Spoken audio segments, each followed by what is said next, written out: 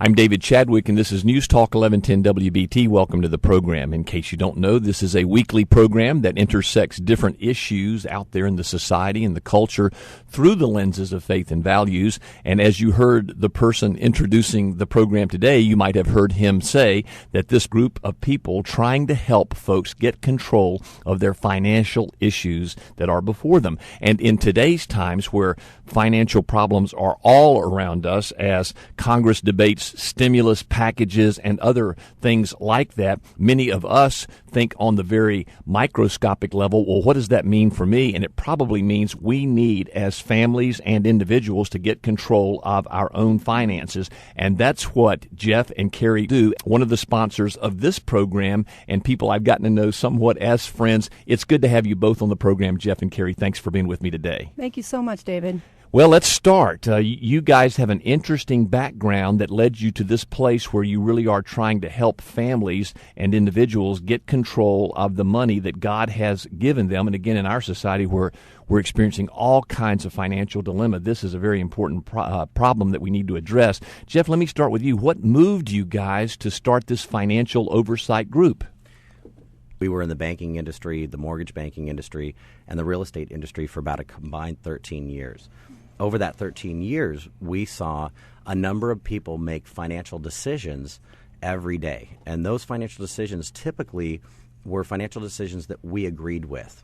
We've always been a company of integrity, delivering a product and delivering a solution to each and every family with integrity. Mm-hmm. Carrie and I originally started back in 2004, and we started that as a need to see a need for integrity in the lending industry, that we just saw that it was lacking. And well, we've seen that in Charlotte, too, over the last months, as Wachovia and Bank of America have struggled with different issues of integrity. Yeah, exactly. Yeah, and there's when you're sitting across the table from a professional standpoint and from a personal standpoint with your client, it's either making a decision for your client that looks good to them but yet it profits you, or making an integrous decision that gives them the power, gives them the education to make a honest decision that's going to be in their best interest. Mm-hmm. So as we've seen families and helped families make good decisions, we noticed that quite often a decision that was made was very short-sighted, meaning, sure, consolidate some debt, lower your interest rates, save a couple $100s a month in payment, but what we didn't look at is the real truth in lending. You know, in the process of doing any sort of a financial transaction, there's that time where you sit down with the attorney at closing. There's a page called A Truth in Lending.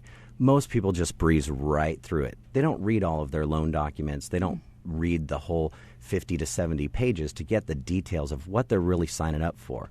But what they're signing on is a contract, and a contract that says this is what you're going to pay, and you're going to pay it for 15, 20, 30 years.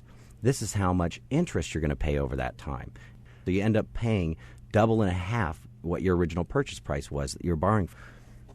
Yet when we look at some banking principles that exist today, there are ways that instead of just saving that extra couple $100s a month that gets you through that 30-day period, we're looking at financial solutions and decisions being made now to save people $500, $800, $1,100 a month in interest. So you're saying is people look at what they have signed in order to pay off loans for houses or cars or whatever. There are things they can do as they look at their present and even future commitments that will literally save them thousands upon thousands of dollars that they can use for other things rather than debt. Is that what I'm hearing? Yes, absolutely. And so you guys have done the research and come up with planning to help people deal with their debt situation. And certainly as we look at the huge national and international problems that we're presently facing, I have concluded that a lot of it is just found in people's personal financial ineptness, their inability to understand how much debt they've gone into, motivated primarily by immediate gratification. Mm-hmm. I want it now. I'm not willing to look at the future. And those are the issues that you are addressing, and your research shows that there are answers. Is that right?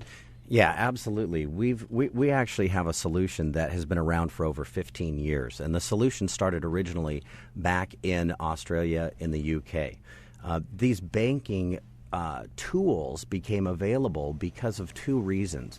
One, the government over there in those countries took away the tax write-off right for someone to write off the taxes on their home mortgages and their home loans. And so that got people discovering that it's not a good idea to be in debt. It's not a good idea or a good tax write-off to own this mortgage or own this home. So the research was done through many different professionals in the banking industry to find a way to help homeowners get more of a benefit out of their current loans, more of a benefit out of their home loans. And what they discovered is that people just changing one certain banking habit were now rapidly using the income that they make monthly to reduce and offset interest costs. Therefore, they would then be paying their homes off, which typically they'd sign up for 25 years, 20 years, or 30 years, and all of a sudden they saw people paying off their homes in 6 years, 7 years, 9 years, 10 years, cutting out an average of about $150,000 of interest. Wow. So you're saying that people looking at their loans by simply paying a little bit more on a monthly basis can chop down the interest payments that they'll pay over a long period of time to almost amazing proportions? Yeah, well, we all know that that's a good idea to pay a little bit extra each month towards your principal. Mm-hmm. It's really never a good idea to be on the hook to the bank for just the interest payment that month. And even though paying a little extra each time is a great idea and it speeds you up in payoff, like a bi-monthly mortgage payment, a bi-monthly mortgage payment typically shaves off about 5 to 6 years at the end of the loan. But you're actually making that mortgage payment they're applying that full payment at the end of the month, then at the end of the year. So it leaves you making one extra payment per year at the top of your amortization schedule.